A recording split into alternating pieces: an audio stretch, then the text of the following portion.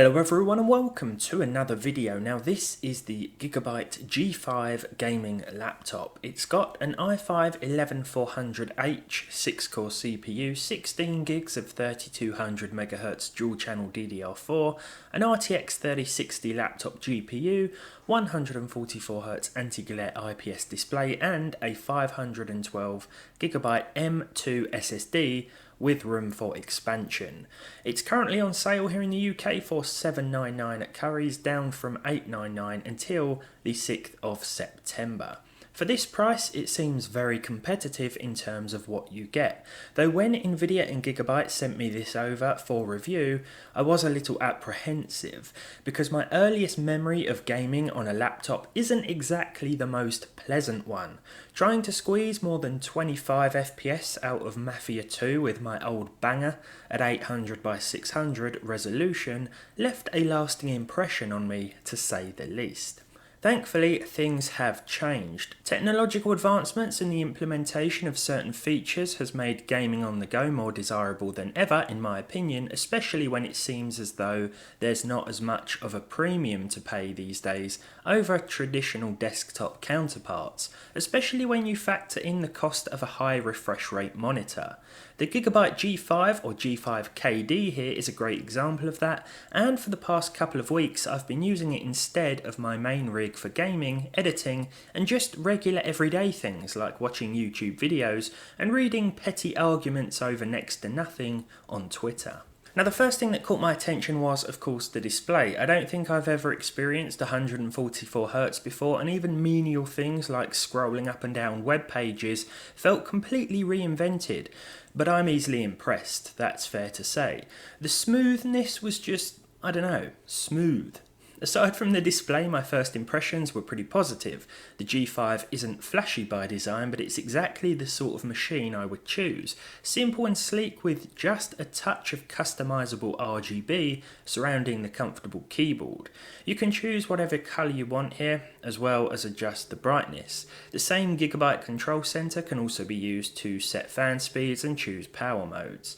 Around the sides of the machine we have this subtle carbon fibre effect, which surrounds the various ports, including USB 3.2, USB 2, an SD card reader mini display port, Ethernet port, USB-C and audio ports. This cool patterned effect also surrounds the edges of the 15.6-inch screen. Usability is great and the keyboard keys have nice spacing. The trackpad has gesture control as well, so we can pinch to zoom and swipe to switch between programs. A nice touch, if you'll pardon the pun. So we've established that this thing is very competitively priced, is nice to look at, and it can handle watching your favourite YouTube creators' content with ease, but let's get down to the internals. The 6-core 12-threaded i5-11400H is a great place to start. In my Cinebench R20 test run, I was surprised to see this chip fit in between an i3-12300, which is a budget desktop beast and probably the best quad-core you can buy right now, and a Ryzen 7 1700X, an aging high-end chip with 8 cores and 16 threads. This is a solid start for the i5, and although I didn't know what to expect going into this, it wasn't that. The single core score is also decent. Thanks to the solid CPU performance and the 16 gigs of 3200MHz memory, which by the way is upgradable to 64 gigs, content creation like editing and rendering a video in Davinci Resolve handles like a dream. Resolve also supports NVENC video encoding, which is where the 6GB RTX 3060 laptop GPU comes in as well. But what about gaming? Well, this is where the aforementioned implementation of certain features part comes in. Most of my previous gaming experience on a laptop comes from older systems that did just what they said on the tin, so to speak. Big, hot and heavy machines pumping all of their power into a game and running out of battery in about half an hour, if that. I think it was also my first system, the one I tested years ago, that would just overheat and switch off in crisis. Yeah. I remember it clearly now. I had to buy a heat pad and blast the fans up to maximum. Good times.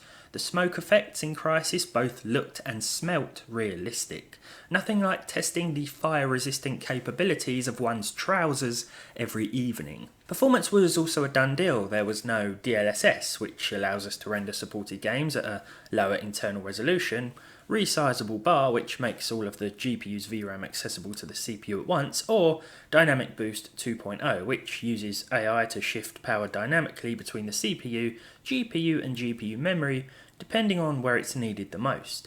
These 3rd gen Max-Q technologies are all designed with performance optimizations in mind. Now, Dynamic Boost 2.0 is automatic, but in games like Cyberpunk that can make use of and benefit from resizable bar support as well as DLSS, the end result is a very solid gaming experience, and one that you might not necessarily expect at first from a laptop. Of course, it's the hardware that is the real star of the show, and the i5 3060 combo is fantastic, especially for the money that you're paying. You do get access to ray tracing support as well, which is best used with DLSS with specs like these, but in my opinion, I'd actually leave ray tracing off altogether. It's up to you, but I think ray tracing is best reserved for higher end GPUs. It's a shame I can't show you this video in full 144 FPS because esports games like CSGO will run with the highest settings and still hit this figure. An uncapped frame rate will mean that we can exceed this by quite a long way, but this was to demonstrate that the G5 is capable of maintaining a consistently solid and smooth experience, something which is essential in competitive first-person games. Other big AAA releases will have no trouble either. My experience with gaming laptops, as I say, is limited, so I didn't really know what to expect from the performance side of things here. I was surprised enough by the CPU performance, but I'm even more satisfied with the performance capabilities when it comes to running modern titles. Elden Ring is of course capped to 60 FPS by default, but that's no problem for this i5 RTX combo. The graphs quality was set to medium, as this is one of the more demanding options, but I think we would have been safe to leave this as it was, at high.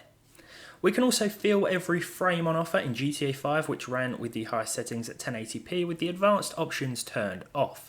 GTA is getting on a bit now, I think it's fair to say, but it still looks okay with the visuals turned up and is still fun to play, which is the most important thing.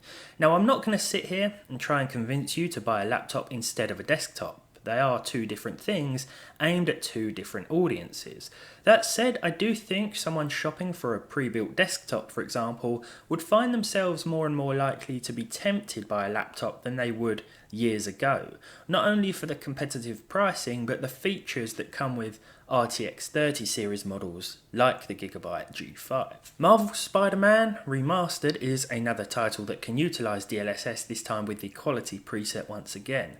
We were seeing over 80 FPS while swinging through the busy city streets with the high preset, and on this display it does seem quite hard to differentiate between this and native resolution. There are a few little dips and drops, but it is early days for the game, and I'm sure over time different patches and updates will work towards resolving this. It's still more than playable in my opinion, and it looks fantastic with these settings. Finally, we have Red Dead Redemption 2. This game also has DLSS support now, but honestly I think this isn't necessary here. We're averaging over 90 FPS as it is with excellent 1.1% lows. The performance holds up as we venture through busy towns full of NPCs and vast environments packed with trees and foliage.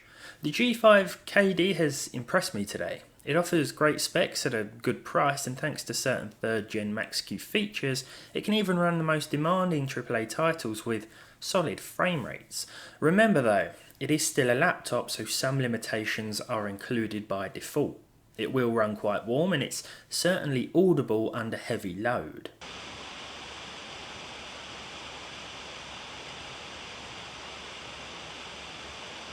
Furthermore, using this machine, be it for watching Netflix or gaming while out of the house and away from a plug socket, will mean that you could drain the battery in under a couple of hours.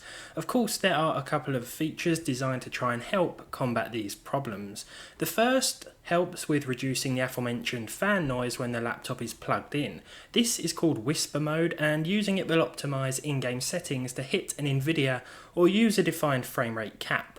Less stress on the GPU, less noise.